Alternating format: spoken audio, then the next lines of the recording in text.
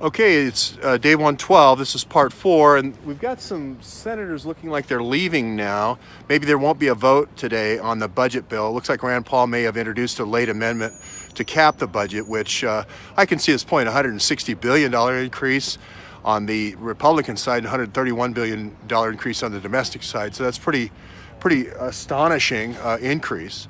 The story that kind of resurfaced from 2016, speaking of senators, a senator from California, Kamilla Harris, was they had this weird Freemasons group. And this is that Navy Intel kind of Masonic group that is resurfacing in America over the last 8 to 9 years when Hillary became Secretary of State. This group, we've got a senator coming this way. I think we got some action. So anyway, kind of this weird group, kind of almost a brown shirts kind of in feel, paramilitary. And one of the guys was named Henry, I believe. His name was David Henry. Did you get an ID there?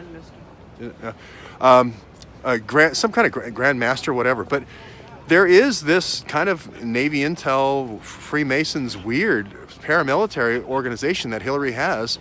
There's these SES folks, these senior executive service folks actually own these things. They have names like First American Security and Always American Eagle in the Sun Security.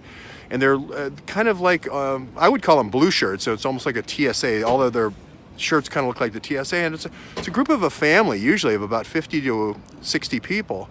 And it's perfect for drug running. It's the perfect color of law. You know, the Nazis are the same way. When they got into South America, they needed to run and get something going in terms of money. They started running drugs through Cuba with the Hellawell plan. And it kind of reminds me of the same thing. It had that color of law feel that they didn't used to have with MS-13 in the LA area with the Crips and Bloods and so forth. So it's almost like the Crips and Bloods got older and got better t-shirts or better security shirts. And now they're running the color of law operations in these major metropolitan cities, especially near ports. Now, I'm also including Kansas City in that as a port, St. Louis as a port, the Skyport in Phoenix and so forth.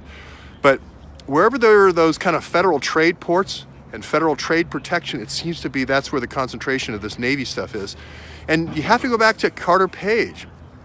And again, no one in Washington seems to drill down.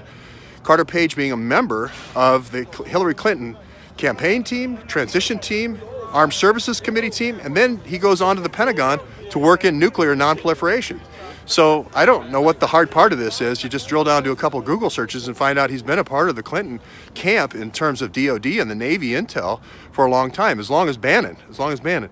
So we'll follow it along. We haven't got the memo yet from down at the White House, but we're waiting for that as well. So we'll see. We'll keep you posted as things occur.